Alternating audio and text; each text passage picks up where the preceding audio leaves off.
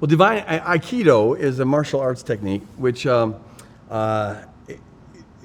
Aikido practitioners are pacifists. They're nonviolent, but they practice martial arts.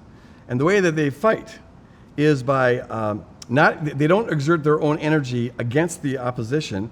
They rather take the energy that's directed towards them and they find ways of deflecting it back on the person who's trying to afflict them. And they do that not to get even or vengeance, but at least ideally, to help the aggressor wake up to the evil in their heart. This is what you plan on doing for me. So you turn it back on itself. Throughout the Bible, I find that this is how God responds to evil. Certain biblical authors will portray him as directly acting violently and going at things, because that's the way that they are socialized. They're culturally conditioned in the ancient world to think that way. But even in those accounts, you'll often find, in fact, almost always find, right alongside saying God did it, you'll have a phrase like, God turned them over and someone else did it. The violence is always carried out by people other than God. All that God does is God in his mercy works with people, trying to hold them on, trying to teach them the nice way, whatever. But when God's mercy becomes enabling, people it's not changing people, they just further entrenched in their hardness, then what is God to do? The only thing he has to do is to withdraw that merciful presence. Not that he withdraws his love, but he withdraws his protective presence, and now lets consequences play themselves out. And that's why Babylon comes in and judges Israel, or Syria comes and judges Israel, or whatever. The authors will say Yahweh did it, but right after that they'll say the king of Nebuchadnezzar, or King Nebuchadnezzar did it. In fact, Jeremiah and Ezekiel, there's over like 50 times where they have applied the same violent verb to God as they do to human agents. But if you actually ask, well, what actually happened? All the violence was carried out by human agents. God never lifted a finger. And the reason that's, I think, so important is because that's what we find on the cross. When Jesus is crucified, God didn't do that. God didn't lift a finger against Jesus. All that God did, Paul says, is he delivered him over. We find that in Galatians and Romans. He delivered him over to these wicked men who, under the influence of wicked powers, crucified Jesus. And then by means of that, Paul says, God brought about the destruction of the kingdom of darkness. In Colossians 2, it says that when Jesus was nailed on the cross, everything that was stood against us was nailed to the cross, and therefore the principalities and powers were disempowered and made an open mockery of. So Satan was the one who orchestrates this thing, brings about Jesus' crucifixion. The Father delivers Jesus over to these crowds who are working under the influence of Satan, and the whole thing results in the self-implosion of Satan's empire. God's taking evil, he's using evil to eradicate evil. And you find that refrain throughout the whole Old Testament. I talk about it in the book. And see, that fits. That fits what we learn about God and Jesus Christ. God doesn't have to come down and act violently towards people. There's enough violence to go around. He just has to back off and let it run its course. Paul makes it so clear in Romans 1. He says, the wrath of God has been revealed from heaven. So this is what wrath looks like.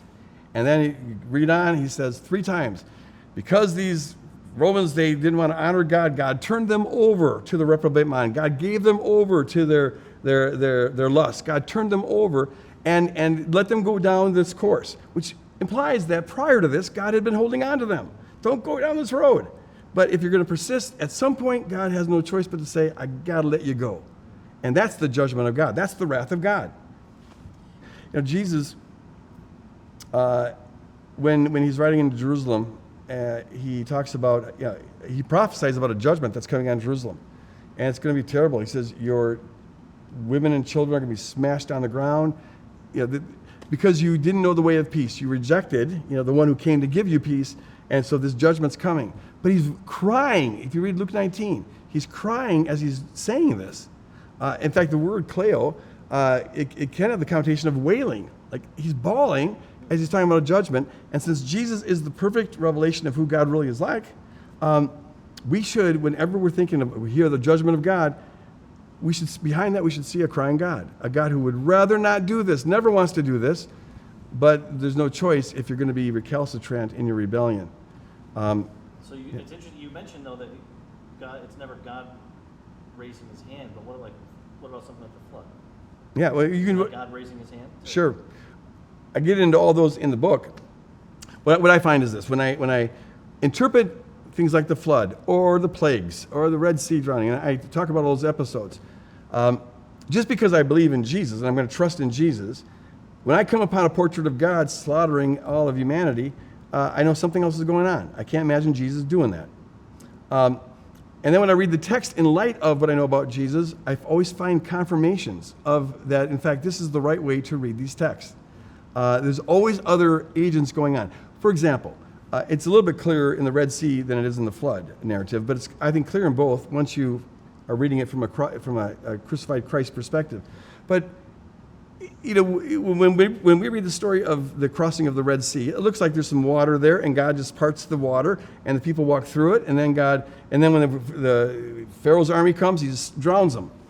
But it's interesting when you look at how later biblical authors use that episode and what they celebrate in that episode. It's over half a dozen times they talk about this event.